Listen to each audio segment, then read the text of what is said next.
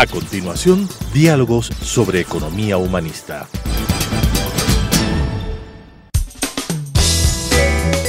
Clasificación A.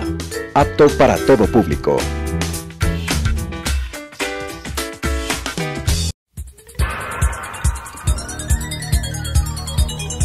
Las opiniones vertidas en este espacio por la producción y dirección del programa son de exclusiva responsabilidad de sus autores y de quienes intervienen en ellos.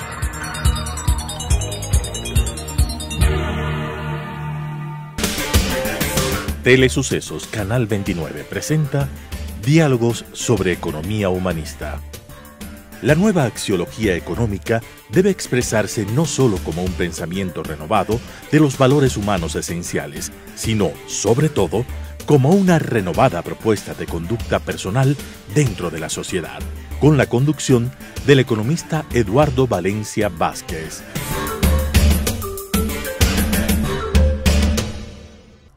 Es un gusto estar nuevamente con ustedes, amigas y amigos, que tienen la gentileza de acercarse y mirar y escuchar este programa Diálogos sobre economía humanista, que pretende orientar a la población y eventualmente a los gobiernos que pueden escuchar respecto de los grandes intereses nacionales, sus grandes problemas, sus eventuales soluciones. Pero ante todo, al inicio de este nuevo año, permítanme desear lo mejor de las suertes para todas y cada una de las familias, que sobre la prosperidad que uno siempre lo desea, sobre todo exista paz entre ustedes y también en la sociedad que mucho lo necesita. En esta ocasión me voy a meter un poquitito al sistema político en el Ecuador. Voy a hacerlo porque me parece que si es que alguna cosa resume los graves problemas que estamos viviendo, la crisis que todavía no se desata, la crisis que está latente, que se la sospecha pero todavía no se la constata. En estos momentos difíciles de donde empieza un nuevo año, a uno le corresponde tratar de dar una esperanza, tratar de hacer un diagnóstico más apropiado sobre los sucesos, en lo posible lo más completo, lo más holístico, como dicen los filósofos, de tal manera de que las soluciones que se adopten en un momento determinado no sean parciales, no sean parches, como en el Ecuador estamos acostumbrados a mirar. Necesitamos un análisis mucho más amplio, más completo, más integral respecto de lo que sucede en el país, para un momento de identificar todas sus variables, también identificar las eventuales soluciones que puedan darse. Evidentemente, cuando hablo de crisis del sistema político, no solamente hablo del Ecuador, porque la misma pregunta, por causa de mi profesión, yo he viajado mucho, durante mucho tiempo y últimamente también, a varios países, sobre todo de América Latina, para conocer los sucesos que allí ocurren, compararlos con los nuestros y ver qué grado de homogeneidad existen, o de paralelismo, o de similitud, como quieras llamarse, de tal manera de ver si es que el problema nuestro es un problema local, es un problema nacional, somos los ecuatorianos incapaces de solucionar nuestros problemas, o la incapacidad es bastante más amplia, abarca a otros países, a otras sociedades, y como digo, en esta ocasión por lo menos pretendo abarcar a América Latina, aunque algunas de sus características podrían también aplicarse a Europa, a los mismos Estados Unidos, porque tampoco en esas zonas del mundo hay satisfacción ni en los líderes políticos, y peor en las sociedades que son dirigidas por dichos líderes. Y por supuesto el problema hay que mirarlo en su integridad, y para mirarlo en su integridad hay que entender también el contexto internacional en el que nos desenvolvemos. En esta ocasión voy a empezar añadiendo algo más al contexto internacional de lo que yo ya he hecho antes. Como ustedes son testigos de estos diálogos, que lo mantenemos ya durante algunos meses, yo he dicho que el problema de la corrupción, que es atribuible al socialismo siglo XXI en sus variantes, muy ortodoxas en el caso de Venezuela, Ecuador y Nicaragua, y menos ortodoxas, pero muy semejantes a lo que ocurrió en Argentina, Brasil y en otros países de la zona. Algún momento mencioné que me impresionó una frase de un periodista del diario El País, Héctor Chamis, que tratando de identificar estos problemas y la irrupción de esta forma corrupta de manejar los estados, decía que el socialismo siglo XXI, en lugar de ser una internacional socialista, es decir, que promueva el rescate de los pueblos, les han dejado en una peor situación de cómo lo recibieron, y que con el avance de la corrupción, en realidad, el socialismo siglo XXI se había convertido en una internacional de la corrupción. Esto es muy grave porque evidentemente la corrupción nos escandaliza a todos. La profundidad de la corrupción es algo insólito que no lo hemos visto, por lo menos la gente de mi generación, que ya tiene su edad, no la hemos visto sino en forma parcial en el pasado, dolorosa siempre, pero con la profundidad de lo que hoy ocurre nunca en este grado de intensidad. Tal es así que el propio presidente Lenín Moreno, en una frase que le sale del alma y que es muy real y objetiva, él dice que la corrupción en el Ecuador es espeluznante y aún más grave, es galopante, es decir, quedó con una inercia que sigue afectando a la sociedad ecuatoriana y por supuesto a la población especialmente más vulnerable. Ya mencioné aquí que a mí me sorprendió terriblemente que la señora canciller del Ecuador, que hasta ahora no entiende lo que significan los valores ecuatorianos que deben ser defendidos en el exterior y cuáles las posturas que deberíamos adoptar frente a los sucesos internacionales, cuando se refería a la sentencia que le daban al ex vicepresidente Jorge Glass, que se consolidará en estos días. Ella había hablado hace pocos meses nada más, ya estando en el gobierno actual en el mes de agosto, de que este era un linchamiento mediático. Un linchamiento mediático daba a entender de las clases altas, de los dirigentes de los medios de comunicación, inclusive de sus periodistas, porque nunca hicieron distinción entre los dueños de los medios y los periodistas, que son trabajadores que se han convertido en los héroes de nuestras sociedades democráticas, porque gracias a ello hemos podido conocer la profundidad de la corrupción. Habiendo dicho ella en el mes de agosto de que este era un asunto de linchamiento mediático, es decir, que no había lugar para que se dude de la inocencia y peor se lo juzgue y más aún se lo sancione al ex vicepresidente de la República, Jorge Glass, hasta que cuando jueces que estuvieron en el mismo gobierno de Correa, fiscales que fueron también parte del gobierno de Correa, son ellos los que han sancionado a Jorge Glass con 6 años de prisión y pidiendo que se investiguen otros delitos muy graves, en donde está inclusive el de delincuencia organizada, que es ya hablar mucho de que los propios jueces que de alguna manera tuvieron relación con el gobierno de Correa, por lo menos fueron nombrados en esa época, y se los vincula a esa etapa de gobierno, hayan dicho que aquí puede haber delincuencia organizada. De otra forma, también lo ha dicho la prensa, también lo han dicho los fiscales y han dicho otras personas. Bueno, todo esto es muy grave. Yo he dicho sobre lo que sucede en el socialismo siglo XXI, pero poco hemos mencionado lo que sucede en Nicaragua. Ahí gobierna desde hace algunos años un señor Daniel Ortega, que en un momento determinado fue parte del sandinismo, cuando el sandinismo tuvo mucho de ideal, después de que Sandino, que fue un prócer nicaragüense que luchó contra la invasión de los Estados Unidos y que llegó a tener mucha popularidad y sobre todo mucho raigambre en la conciencia de la gente nicaragüense, este señor formó parte de un triunvirato hace tiempos en donde estuvieron algunas personas como Sergio Ramírez, estuvo Ernesto Cardenal, estuvieron algunos eminentes cristianos, inclusive sacerdotes, que dejaron temporalmente la sotana para apoyar en sus orígenes al gobierno sandinista, porque se entendía que todo lo que significa defensa de los pobres después de una dictadura oprobiosa, que es la que precedió a Daniel Ortega,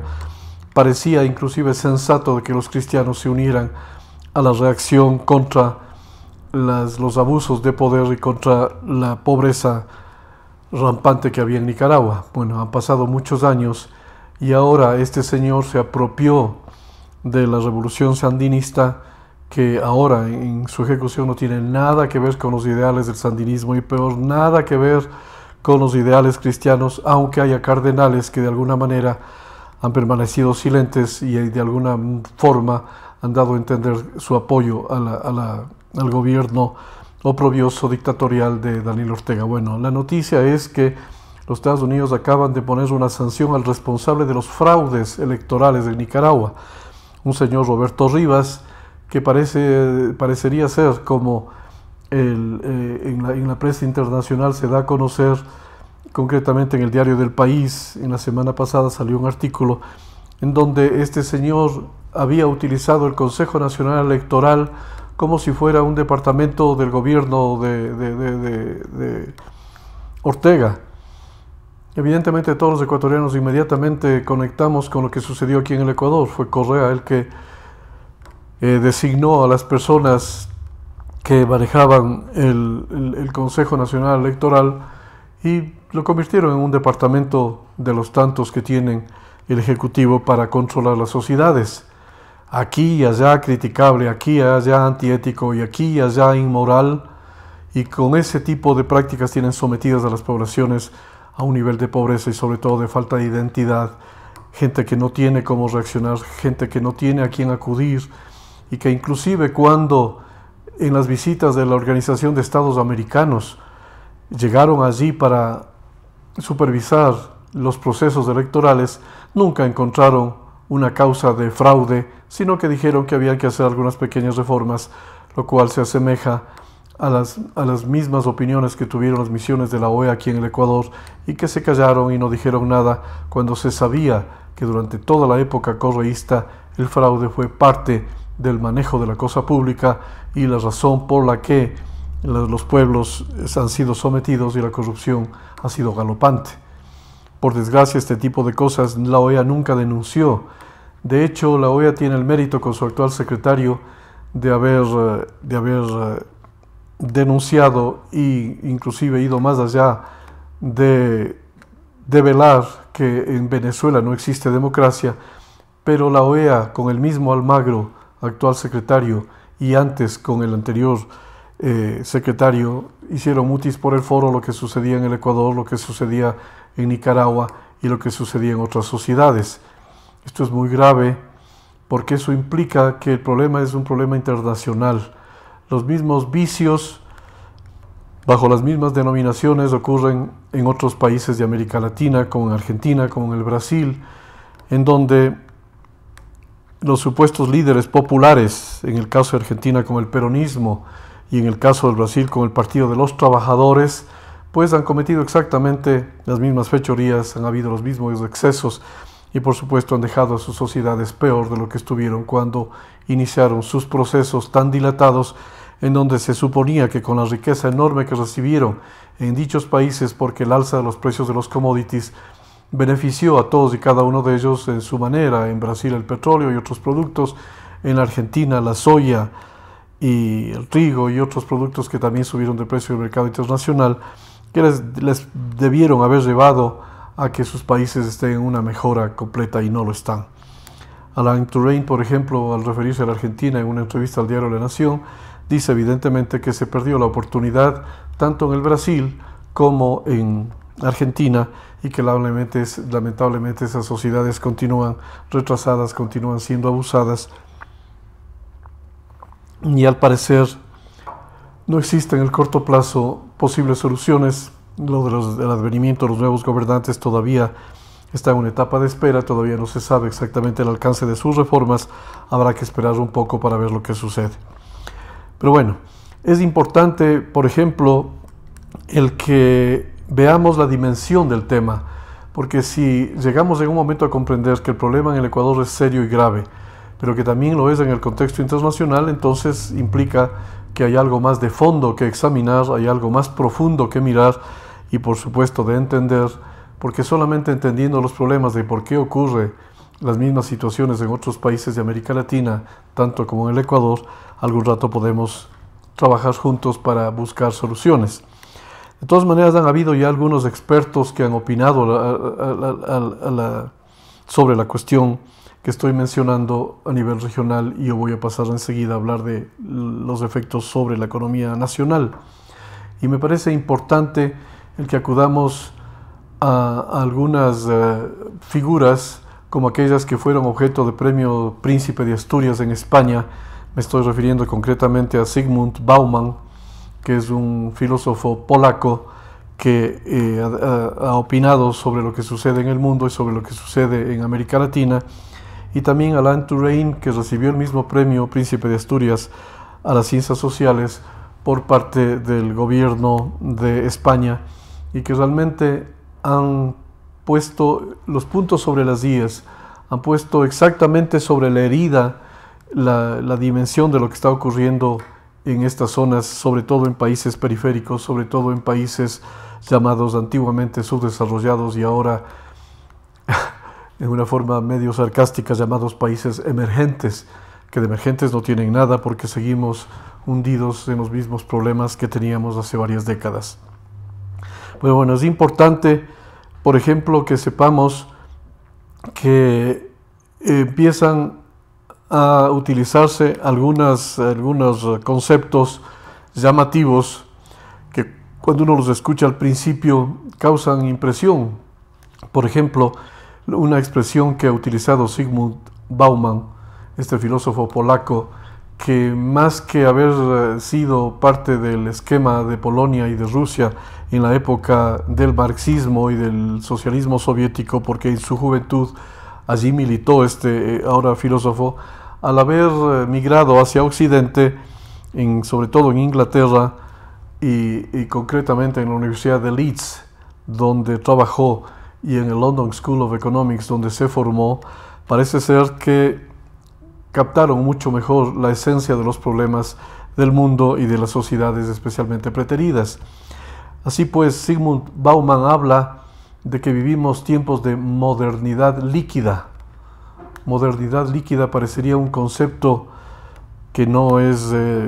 muy expresivo, porque mezcla un tema físico, una propiedad de los elementos de la naturaleza, la liquidez, con la modernidad, que es un concepto sociológico,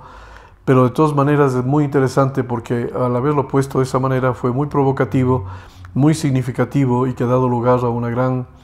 controversia, un gran debate, y que realmente muchos de sus conceptos pueden ser perfectamente aplicables a América Latina o inclusive al Ecuador, tal vez con mayor razón.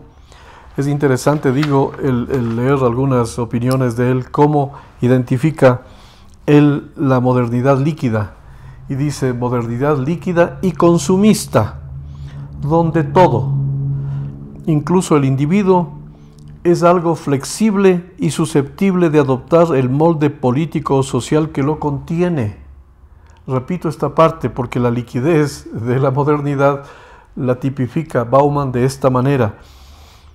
la modernidad líquida y consumista, donde todo, incluso el individuo, que es lo que a mí realmente me importa en un programa de economía humanista donde el ser humano es lo más relevante, el individuo es algo flexible, quiere decir moldeable, y susceptible de adoptar el molde político-social que lo contiene.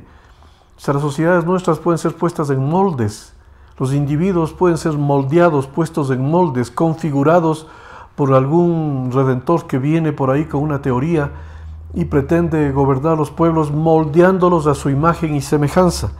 en lugar de las generaciones anteriores donde los valores y los dogmas eran algo sólido. Los valores y dogmas eran algo sólido en épocas pretéritas, inclusive recientes. Este autor se refiere mucho al siglo XIX, en donde se gestó un pensamiento que luego fue puesto en parte en práctica en el siglo XX y que ahora prácticamente no queda nada. Las sociedades, para que existan, debían tener valores, algo en qué creer, de tal manera que algo les cohesione, que haya un pensamiento común suficientemente sólido para que todo el mundo practique dicho pensamiento, y un pensamiento basado y sustentado en valores éticos que son milenarios, puestos en tiempo presente, identificaron en el siglo XIX y parte del siglo XX sociedades sólidas en donde en buena parte del planeta se practicó con rigurosidad y de alguna manera basada en valores. Fueron sociedades que se cohesionaron, hubo conciencia nacional, y con esa conciencia nacional pudieron salir adelante en el progreso y en búsqueda de satisfacer las necesidades, no solo materiales, sino sobre todo espirituales de su gente. Si eso pasó en siglos anteriores, ¿cómo es posible que hayamos llegado a esta etapa del siglo XXI en donde ya no existe solidez, todo es líquido? O sea, ya no hay valores, no hay algo que aferrarse, las sociedades han perdido su anclaje, no tenemos en qué sostenernos. Por eso dicen que los modelos son insostenibles. Pero realmente, ¿será concebible llegar a pensar, como dice este autor que contribuye magníficamente a decir que estas sociedades, los individuos, ahora son y adoptan el molde político o social que lo contiene? Solo esta expresión determina que realmente hemos perdido toda brújula. Ya no sabemos a dónde vamos. Cada vez somos más deleznables, al punto que los papas, y concretamente el Papa Francisco, ha dicho que los individuos en nuestras sociedades modernas, líquidas, son desechables, son deleznables, no sirven, son realmente parte de los residuos del sistema. Estamos hablando del individuo, estamos hablando del ser humano, aquel al que yo pretendo rescatar con la orientación de este programa de economía humanista. El ser humano no es un objeto de consumo. El ser humano es el sujeto de la historia, es el sujeto de las decisiones, el sujeto de su propio futuro, el sujeto de que conjuntamente con sus semejantes podamos hacer sociedades fraternas, sociedades solidarias, sociedades que avancen en el progreso y a la felicidad en común. El mancomún era lo que antiguamente se enseñaba en las universidades como una manera de cohesionar y buscar la solidez de las mismas. Pues no, ahora lamentablemente estas sociedades, usando otros términos que no los dice Bauma, pero que la gente los comprende perfectamente bien, son aborregadas. Nos llevan como corderos al matadero, como dice la Biblia. Aborregadas es la expresión más utilizada por los ciudadanos cuando están en las redes sociales refiriéndose a los feligreses del socialismo siglo XXI, de la revolución ciudadana liderada por Rafael Correa en el Ecuador. Sociedades aborregadas, eran los borregos los que opinan en las asambleas nacionales, en los poderes ejecutivos, porque fueron escogidas las personas más proclives a ser moldeados, los que estuvieron junto al expresidente Correa tomando decisiones dizque en nombre del pueblo, dizque en nombre de una revolución que nunca existió, todo lo contrario, se involucionó antes que evolucionar. Los indicadores económicos, los indicadores morales, los indicadores sociales hoy son mucho más graves que antes. La falta de cohesión social es más que evidente y por eso la denominación que he dado a este capítulo de mi presentación hacia ustedes: no tenemos un sistema político. Hay una grave crisis en el sistema político. Aquí a nadie sabe a quién seguir, no hay un pensamiento que pueda convocar a todos los ecuatorianos. Hay propuestas concretas, determinadas, a las cuales pretenden vender con propaganda y la gente aborregada se suma a esos anhelos y vota por estos redentores. Esto es muy grave porque lamentablemente con el consumismo, el gobierno de Rafael Correa propició el consumismo de tal manera que liquidó la Reserva Monetaria Internacional. Los indicadores del sector externo fueron siempre negativos porque, sumado al sistema monetario que fue puesto en vigencia, más el exceso del gasto público, más el dispendio y más la corrupción, lo que propició fue un volumen enorme de importaciones que ciertamente desequilibraron la balanza comercial como nunca antes de la historia, ciertamente muy parecido a lo que sucedió en los años 70, cuando en una dictadura militar también se propició el mismo sistema económico. Bueno, pues eso sucede en el Ecuador. La crisis de la economía, la crisis del sector externo es terrible, que pone en entredicho también el sistema monetario, que solo se ha sostenido, no porque el sistema monetario sea tan valioso, tan bien puesto, tan útil, como para justificar que gracias a eso todavía la economía mal que mal, en forma cada vez más grave, se sostiene. No, fue por los precios del petróleo, así como en Argentina, como en el Brasil, como en Venezuela, como en Bolivia. El alto precio de los commodities, en el caso ecuatoriano del petróleo, fue lo que ocultó la grave crisis del sector externo y lo que permitió que de alguna manera se compense los déficits del sector externo y los déficits fiscales con ingresos provenientes del petróleo, que como todos sabemos nunca es proveniente de una buena política económica, sino que es dádiva de la naturaleza. Lo que tenemos ciertamente nada más que hacer, como no se ha sembrado petróleo nunca, ni se puede, se escarba la tierra, se saca petróleo y con eso se cubren los déficits. Dice el otro autor que he mencionado, que además de la grave crisis del sistema político, también hay una gran connivencia en el sistema económico. Es llamativo que Alain Touraine, de origen francés, que tiene premios también en las universidades latinoamericanas, tiene concretamente un premio de las universidades jesuitas mexicanos que le dieron un doctorado honoris causa. Él lo que dice es que en el momento actual lamentablemente se constata la connivencia entre exportadores y consumidores. Los gobiernos vienen y dan subsidios a los exportadores y dan subsidio a los consumidores, pero que en el medio no existen productores.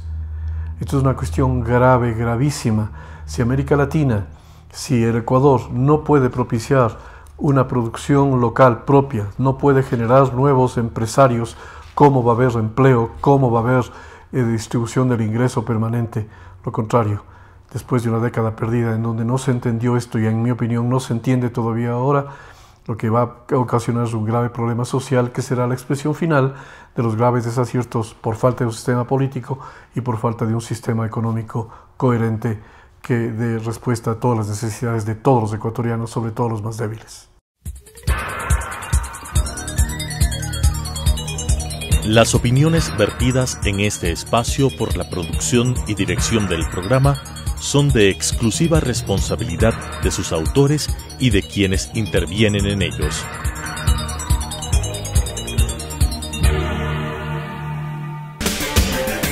Telesucesos Canal 29 presentó Diálogos sobre Economía Humanista. La nueva axiología económica debe expresarse no solo como un pensamiento renovado de los valores humanos esenciales, sino, sobre todo, como una renovada propuesta de conducta personal dentro de la sociedad, con la conducción del economista Eduardo Valencia Vázquez.